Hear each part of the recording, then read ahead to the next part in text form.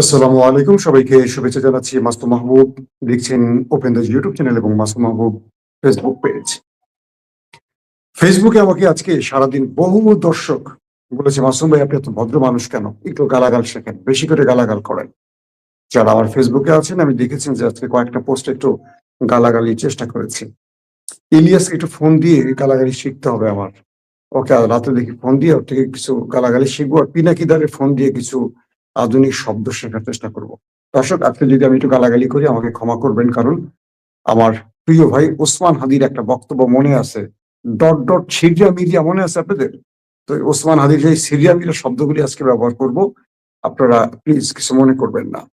আজকে কোন দলের বিরুদ্ধে বলবো, কি বলবো, হয়তোবা কথার মধ্যে অনেক কিছু এলোমেলো হতে পারে, ক্ষমা করবেন, কারণ মেজাজ খুব খারাপ আছে। আমি যে দলটাকে ভালোবাসি বা যে দলটার জন্য গত 15-16 বছর লড়াই করেছি, দেশ ছেড়েছি, সব হারিয়েছি, তাদের অ্যাক্টিভিটিস আমার কাছে ভালো লাগছে না।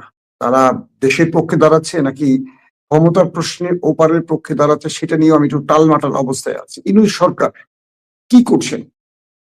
যে ইনুসকে আমরা নোবেল প্রাপ্তির পর মাথায় তুলেছিলাম এবং মনে করেছিলাম বাংলাদেশের সবচেয়ে গ্রহণযোগ্য একজন ব্যক্তি, তার পারফরমেন্স আমরা হতাশ। যেসব ব্যক্তিরা ভায়াগ্রা খাইয়া ওইটা খাড়া করে, তাদেরকে বসাইছে উপদেষ্টা মন্ডলীর, একটারও খায় না। এখন ভায়াগ্রা খাইলেও কাজ হয় না, তেল মাখলেও কাজ হয় না। সেই লোকরা দেশ চালাবেন কি করে আমি জানি না। সরি, আজকে আমার ল্যাঙ্গুয়েজ একটু দিকে দিক খুললে মাফ করে দিন। আগে আপনাদের কাছ থেকে ক্ষমা চাই, কারণ আমি এইসব ভাষায় অভ্যস্ত না, তো ক্ষমা করবেন। আজকে আমরা দেখলাম ইনকিলাব মঞ্চের পক্ষে বাংলাদেশের সকল জনগণ এক হয়েছে। আমার সবচেয়ে প্রিয় মানুষ মাহমুদুর রহমান, আমি যার রাজনৈতিক ভাবে বা সাংবাদিকতার ক্ষেত্রে যাকে আমি ফলো করি, আমার আদর্শ যার ভালো লাগে, সে মাহমুদুর রহমানের অসাধারণ বক্তব্যে পুরো দেশ উজ্জীবিত হয়েছে। আমি এনসিপি সবার সমালোচনা করলেও একটা ছেলের ব্যাপারে একটু রহস্যই করি, তার নাম হলো হাসনাত আব্দুল্লাহ, কারণ দেশপ্রেমে উজ্জীবিত এক যুবক। বাকি তার সব খারাপ হোক, কিন্তু তার মধ্যে যে দেশপ্রেম আছে ওইটা আমার ভালো লাগে। আমি সাদেককে শিবির করার পরও পছন্দ করি, কারণ তার মধ্যে দেশপ্রেম আছে এবং তিনি বোঝেন। কারণ এই জুলাইকে নেপথ্যে তিনি অনেক বড় কিছু উপহার দিয়েছিলেন। এখন অনেকেই আমার দলের লোক বা বাইরের দল মনে করেন শিবির তো ওকে বেশি কিছু ক্রেডিট দিলে সমস্যা। ইদানিং সোশ্যাল মিডিয়া দেখি সাদেক ক্যাম্প এবং ঝুমাকে নিয়ে একটা গর্ধবের দল খুব উঠে পড়ে লেগেছে।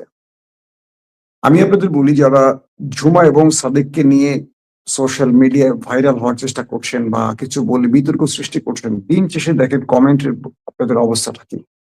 যারা মানুষের পারসেপশন না বোঝেন, মানুষের অবস্থা না বোঝেন, মানুষের বিচার বিবেচনা না বোঝেন, সমর্থন না বোঝেন, তাদের বক্তব্যের আসলে প্রয়োজন নেই। অনেকে প্রশ্ন করবেন আমি কোথায়? আমি আসলে একটা সফরের মধ্যে আছি, যে কারণে এক এক সময় দেখবেন আলো কম, ব্যাকগ্রাউন্ড চেঞ্জ, হয়তো ভিডিওর ক্ষেত্রে একটু জটিলতা হচ্ছে, ক্ষমা করবেন।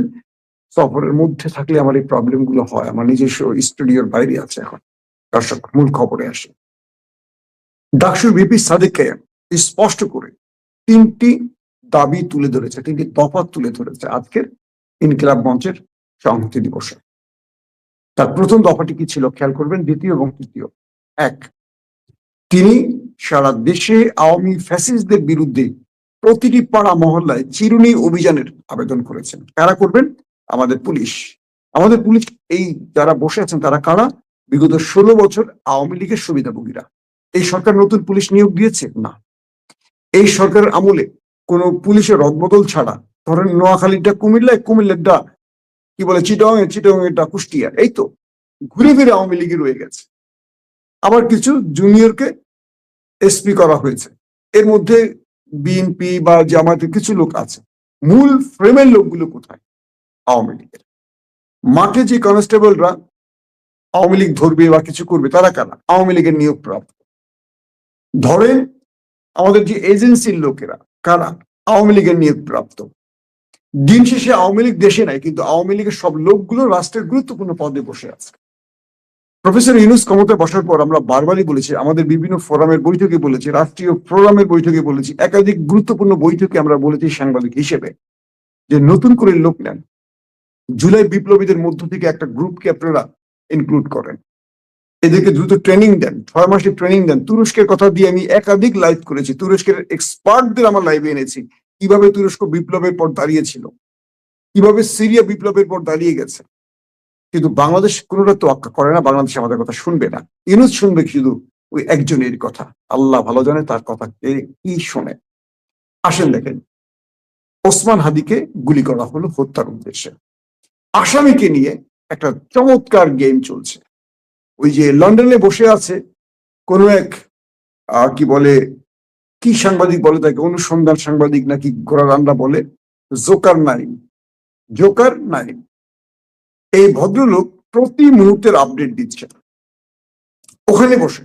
তার স্ট্রং সোর্স, বাপরে বাপ, তাকে অ্যাওয়ার্ড দিবেন কি, অস্কার দিবেন না নোবেল দিবেন আমার মাথায় ধরছে না।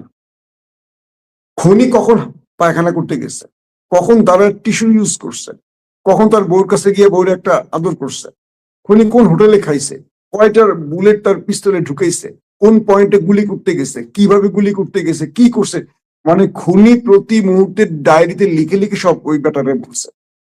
বাংলাদেশে না, পৃথিবীতে এর চেয়ে বড় অনুসন্ধান রিপোর্টার আমার চোখে আর পড়ে নাই। শেষ পর্যন্ত তার ফলাফল কি দাঁড়ালো, খুনি ইন্ডিয়া চলে গেছে।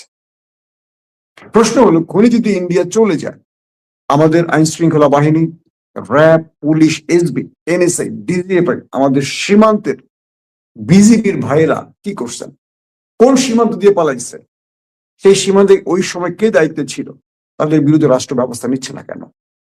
যদি জোকার নাইনের তথ্য সঠিক হয়, তাহলে এটার সাথে যারা জড়িত তাদেরকে দ্রুত গ্রেফতার করেন, আইনের আওতায় আনেন, এবং তারা খুনিদেরকে সমর্থন দেওয়ার অভিযোগে তারা খুনিদের সমর্থনকারী হিসাবে আটকে যাবে। আর যদি মিথ্যে হয়, আমি ধরে নিচ্ছি এটি মিথ্যে, কারণ জোকার নাইন বিশেষ একটি গ্রুপের পারপাস সার্ভ করছে। আমাদের এজেন্সির মধ্যে ফ্যাসিস্টদের দোসরা বসে আছে, তারা কয়েকজনকে তৈরি করেছে। এর মধ্যে জোকার নাইন, প্রবাসে থাকা বেশ কয়েকজনকে তারা অর্থ দিয়ে পালে।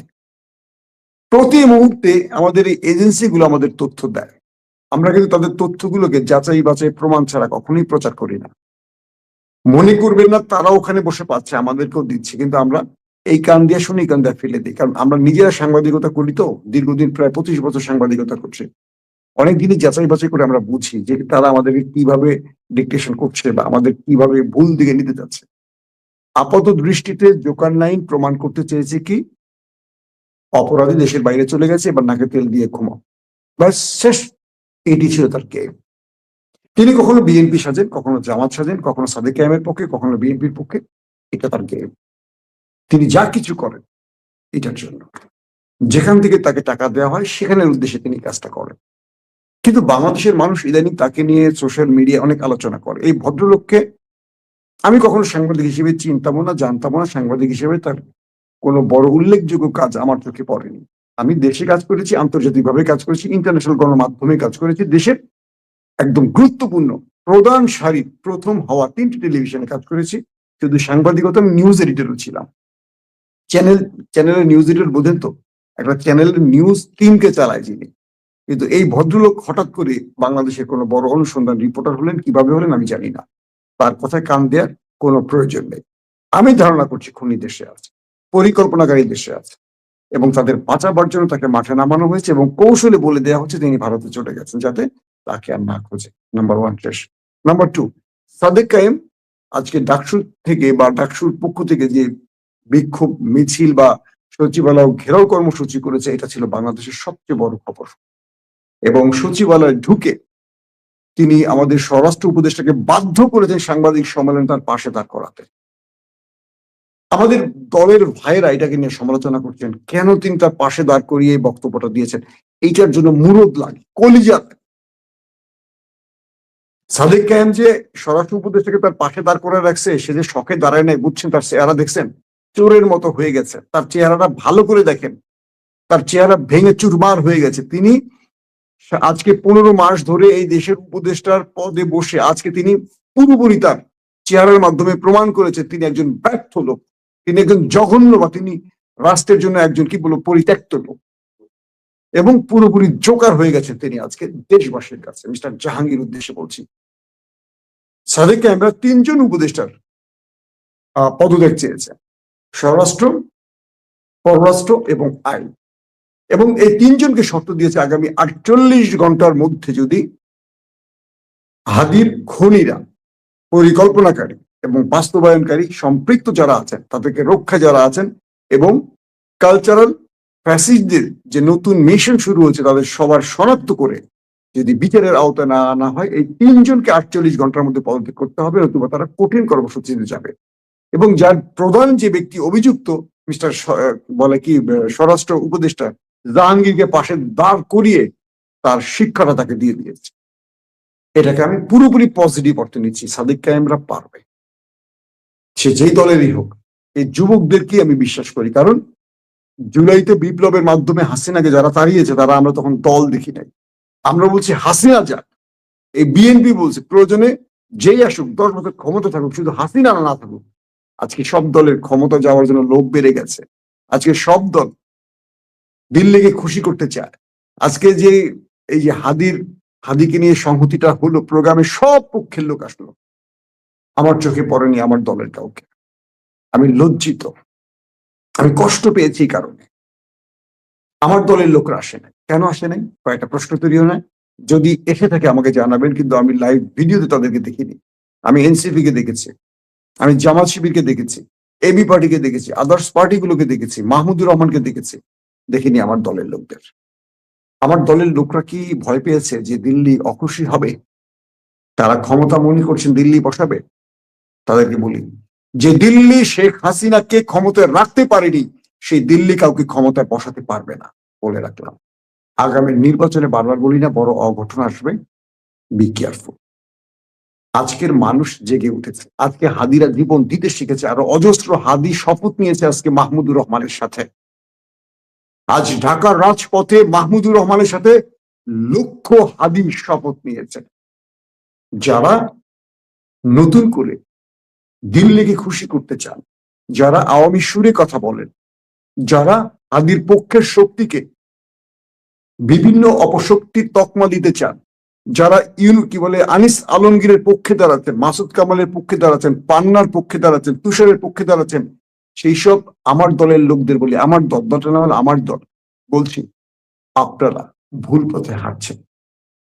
আপনারা ভুল পথে হাঁটছেন, জনগণের স্রোতের বিপরীতে চলে গেছে। এটার জন্য মাসুল দেবেন এবং দিতে থাকবেন। যে দলটি ক্ষমতায় আসবে, যে দলটিকে মানুষ ভালোবাসবে, বুকে আগলে রাখবে, যে দলটার জন্য 16 বছর অজস্র মানুষ জীবন দিয়েছে, সেই দলটির পারফরমেন্স আমরা হতাশ। জনগণ যা চাইছে তারা বিপরীতে দাঁড়াচ্ছে। তাদের ভয় একটাই, দিল্লি তো আমাদের ক্ষমতায় বসাবে। দিল্লির বিরুদ্ধে কাজ করছিল হাদি। ইনকিলাব মঞ্চ তৈরি হয়েছে দিল্লির ন্যারেটিভের বিরুদ্ধে, দিল্লির দখলদারিদের বিরুদ্ধে। তো তার পক্ষে কথা বলা যাবে না। পক্ষান্তরে কি হলো, দিল্লিকে এবং সেই দলটিকে এক পক্ষে নিয়ে গেল দেশের জনগণ। আজ মাহমুদুর রহমান শপথ পড়িয়েছেন কিভাবে, তার বক্তব্য শুনেছেন আপনারা? আজকে হাসনাত আব্দুল্লাহর বক্তব্য শুনেছেন আপনারা? এবি পার্টির ফুয়াদ ভাইয়ের বক্তব্য শুনেছেন? সাদিক কায়েমের বক্তব্য শুনেছেন? এই বক্তব্যগুলো নতুন করে এক হাদির কারণে একটা মঞ্চে আবার উচ্চারিত হয়েছে, কিন্তু সেই মঞ্চে বাংলাদেশের সবচেয়ে বড় দলটি নেই। সেই দলটির নেতারা, কর্মীরা, অ্যাক্টিভিস্টরা সোশ্যাল মিডিয়াতে ঝুমাকে নিয়ে ব্যস্ত। ঝুমা কেন এখানে, ঝুমা কেন ওখানে? সাদিক কায়েম এই করছে, সাদিক কায়েম ওই খনির সাথে বসে চা খেয়েছে। আরে গর্ধবের দল, তোরা এইভাবে ডাকসু নির্বাচন সাদিক কায়েমের পিছিয়ে লেগে সাদিক কায়েমের 3 ডবল ভোট বেশি পাইয়ে দিয়েছিল। শিক্ষা হয় নাই, আফসোস। এইভাবে আমার দলটার ধ্বংস দেখবো ভাবতে পারি না। দর্শক, আমাদের 3 জন উপদেষ্টা, স্বরাষ্ট্র উপদেষ্টা একটা কাজ বলেন যেটা বাংলাদেশের এই সময়ের জন্য আমরা গ্রহণ করতে পারি। আমাদের আইন উপদেষ্টাকে নিয়ে এত সমালোচনা, এত নির্লজ্জ কেন আসিফ ভাই আপনি? আমি তো আপনার খুব শ্রদ্ধা করি আসিফ ভাই, আমি আপনাকে বলি, আপনার না ক্ষমতার এত লোভ ছিল না। এত লোভ হলো কি করে?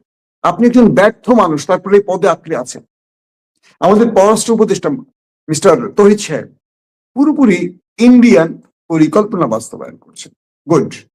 স্বরাষ্ট্র উপদেষ্টা বয়স হয়ে গেছে ভাই, আপনাকে এই পদে আর জনগণ দেখতে চায় না। আপনার নির্লজ্জের মতো থাইকেন না, বিদায় নিয়ে চলে যান। এই ব্যর্থতা ঘাড়ে নেন। আমাদের এজেন্সিগুলো এই সরকার আসার পর একটা তথ্য দিয়ে হেল্প করতে পেরেছে? পারেনি। আমাদের এজেন্সির কাজ হলো ওই যে লন্ডনে বসে আছে জোকার নাই, তাকে কিছু গেমিং খেলার মতো কিছু জিনিস তৈরি করে দিয়ে ন্যারেটিভ তৈরি করতে চান। একটা ঘটনাকে ভিন্ন খাতে নেয়ার জন্য তাকে অর্থ দেন, আর তারা নিজেদের মতো করে তাদের ইন্টেলিজেন্স ব্যবহার করে তাকে তথ্য দেন। এই রাষ্ট্রকে কিছু দেন না। আমাদের পুলিশের ভাইদের মধ্যে অনেকে যান প্রাণ দিয়ে কাজ করছেন, অনেকেই এসবির অনেকে আছেন যান প্রাণ দিয়ে কাজ করছেন, কিন্তু বড় বড় বসগুলো ওই ফ্যাসিস্টদের লোক। আমাদের ডিবির মধ্যে আমি চিনি, অনেককে চিনি, অনেকে না, ঢাকাতে বর্তমান পুলিশে কর্মরত প্রত্যেককে কম বেশি চিনি, তারাও আমাকে চেনেন। অনেক অফিসাররা যারা বিএনপি জামাত থেকে এসেছেন যান প্রাণ দিয়ে কাজ করছেন, কিন্তু তাদের মধ্যেও আমাদের ডিএমপি কমিশনার, আইজিপি, এরা রিটেড পার্সনদেরকে দিয়ে পুলিশটাকে তারা নড়বড়ে করে ফেলেছেন। আমাদের পুলিশ জানে কখন কি হবে, কিন্তু কাজ করছে না অ্যাক্টিভলি অনেক পুলিশ। আওয়ামী লীগের পুলিশকে বলা হয়, কারণ হাদিকে নিয়ে যা কিছু হয়েছে, যদি জুলকার নাইন, দুঃখিত তার নামটা বলতে চাইনি, জোকার নাইন সব জানেন, তাহলে আমাদের এজেন্সি গুলো জানে না কেন? তিনি লন্ডনে বসে সব জানে, আমাদের ডিজিএফআই, এনএসআই, এসবি, ডিবি, তারা কি করছেন তারা জানেন না কেন? এই প্রশ্ন আসে না? এই প্রশ্ন কার কাছে করবো? ইউনূস সরকার, ইউনূস সরকারের এতগুলো ব্যর্থ উপদেশের একটাকে সরিয়েছেন। ইউনূস সাহেবকে উদ্দেশ্য করে বলছি যে আপনি শেষ পর্যন্ত একেবারে দেয়ালের শেষ সীমানা গিয়ে দাঁড়াবেন, আপনার পাশে গিয়ে দাঁড়াবেন না, কারণ আপনি কারো দাবি রাখেন না। আপনার ভালো উদ্যোগ আছে, আপনি সাহসী কিছু বিষয় নিয়েছেন, আবার আপনি ভীতু লোক এটাও প্রমাণ করছেন। এই দেশে ভারতকে আবার নতুন করে যারা বাংলাদেশে স্টাবলিশ করতে চাইবে, তাদের জন্য কোনো ভালো বার্তা নেই, ভালো সংবাদ নেই। ওসমান হাদির বিমানটি সিঙ্গাপুরে পৌঁছেছে, তিনি হাসপাতালে ভর্তি হয়েছেন, সবাই তার জন্য দোয়া করবেন। একজন ওসমান হাদি পুরো বাংলাদেশ, ওসমান হাদির মাথায় গুলি লাগেনি, মানচিত্রের ঠিক হৃৎপিণ্ডে গুলি লেগেছে। বোঝেন, দেশপ্রেমের মূল পরীক্ষার সময় আজকে আমরা দেখছি রাজনৈতিক বিভাজন। আমরা এই মঞ্চে বিএনপিকে দেখতে চাই। আমার প্রিয় দলটিকে বলবো, জনগণের পক্ষে আসেন। আগামী দিনে জনগণ ঠিক করবে কে রাষ্ট্র ক্ষমতায় বসবে, দিল্লি নয়। যদি দিল্লির মাধ্যমে কেউ ক্ষমতায় আসতেই চান, তাদেরকে আমরা চাইবো না। আমরা যে দলই করি না কেন, রাষ্ট্রের উপরে, দেশের উপরে, জনগণের উপরে কোনো রাজনৈতিক দলকে আমরা গুরুত্ব দেব না, কারণ এই পকেটে টাকা ঢুকাবার জন্য দলকে ভালোবাসি না। যারা পকেটের জন্য করেন, পদবীর জন্য করেন, আমার দল ক্ষমতা আসলে ওই পদ পাবো, টাকা বানাবো, বউ বাচ্চাকে আমেরিকা, লন্ডন, কানাডায় পড়াশোনা করাবো, তাদের ফেসবুক পোস্ট আর আমাদের পোস্ট আলাদা হবে। কারণ হাদিরা ওই মাওলানা ভাসানীর মতো দরিদ্র জীবনযাপন করেছে, শেখ মুজিবের মতো আরাম আয়েসে চুরুটটা নেননি। তো সে হাদিদেরই ভাই আমরা। আমাদের মৃত্যু ভয় আছে, পরিবার আছে, কিন্তু দেশের জন্য হাসতে হাসতে জীবন দেওয়ার সাহসটুকু আমাদের আছে। আনিস আলমগীরকে নিয়ে যারা অনেক কথা বলছেন, জুলকার নাইন কথা বলছেন, মঞ্জুরুল আলম পান্না কথা বলছেন, অনেক কথা বলছেন। আচ্ছা, 16টা বছর আপনারা তো আমাদের নিয়ে কথা বলেননি। আমরা পালিয়েছিলাম, এক বাসায় 2 দিন থাকতে পারিনি, দেশ ছেড়েছি, কত কিছু হয়েছে। কত সাংবাদিক, কনক সরোয়ারের বোনকে যে নেওয়া হলো কোন অপরাধে? ইলিয়াসের পরিবারের পুলিশ চাকরি করা লোকদেরকে চাকরি থেকে সরিয়ে দেওয়া হলো কোন অপরাধে? মাহমুদুর রহমানকে রক্তাক্ত করা হলো কোন অপরাধে? সংগ্রামের আবুল আসাদকে নেককার জন্য হামলা করা হলো কোন অপরাধে? আনিস আলমগীর কথা বলেছিলেন? পান্না আপনি বলেছিলেন? তারা সাংবাদিক ছিল না? আপনারা আওয়ামী লীগ করেন, আওয়ামী লীগ গোষ্ঠীর সাংবাদিকদের জন্য কথা বলবেন। এই আমলে 16 বছরের একটা ফ্যাসিজম ধ্বংসের পর আবার আওয়ামী লীগ ন্যারেটিভ বাস্তবায়ন করবেন? আবার দেখছি বিএনপির অনেকে আনিস আলমগীরের পক্ষে কথা বলছেন, তুষারের পক্ষে কথা বলছেন। লজ্জা লাগে। 16টা বছরে বিএনপি কি শিখলো? শুধু রাষ্ট্র ক্ষমতায় বসার জন্য এপার ওপারকে ম্যানেজ করাই শিখলেন। জনগণকে কি প্রতিশ্রুতি দিলেন 16টা বছর? বেগম জিয়া 72-এর সংবিধান ছুঁড়ে ফেলবেন, আর সেটাকে এখন বিএনপি আঁকড়ে ধরার জন্য চুপ্পুকে ধরে রেখে বসে আছে। তাহলে আমরা কাদের উপর আস্থা রাখবো বলেন? আমরা বেগম জিয়ার বক্তব্যের উপর আস্থা রাখবো, নাকি বর্তমান শিলং সালাউদ্দিনের উপর আস্থা রাখবো? প্রশ্ন চাই আপনাদের কাছ থেকে উত্তরগুলো। যারা আমরা বিএনপির জন্য ফাইট করেছে, আজকে আমরা বিএনপির বিরুদ্ধে বলছি, এরপর কি বোঝেন না যে বিএনপির পক্ষ থেকে কত মানুষ সরে যাচ্ছে? বলেন, এখন বট বাহিনী বলবেন? বলেন, পুরো বাংলাদেশ বট বাহিনী হয়ে যাচ্ছে আপনাদের কারণে। তাহলে কাদের নিয়ে দল চালাবেন? সব যদি বট বাহিনী হয়, তাহলে আপনাদের লোক কোথায়? একটু চিন্তা করেন। বাংলাদেশের যারা কালচারাল ফ্যাসিজম তৈরি করতে চায়, আওয়ামী লীগকে নতুন আদলে বাংলাদেশে স্টাবলিশ করতে চায়, তাদের বিরুদ্ধে অল আউট গেম শুরু হবে এখন আমাদের। আর কাউকে ছাড় দেব না। হাদির গুলির পর প্রমাণ হয়েছে আসলে আর ছাড় দেওয়া যাবে না। করুণা করার সময় শেষ। আওয়ামী লীগ ক্ষমতায় থাকতেও সন্ত্রাসী ছিল, ক্ষমতা হারিয়েও সন্ত্রাসী হয়েছে। এর বাইরে আর কোনো মন্তব্য করার সুযোগ নেই। যারাই তাদের পক্ষে দাঁড়াবে, তাদের বিরুদ্ধে আমাদের লড়াই আবারও শুরু হবে ইনশাআল্লাহ। প্রত্যেকে ভালো থাকবেন। আল্লাহ হাফেজ।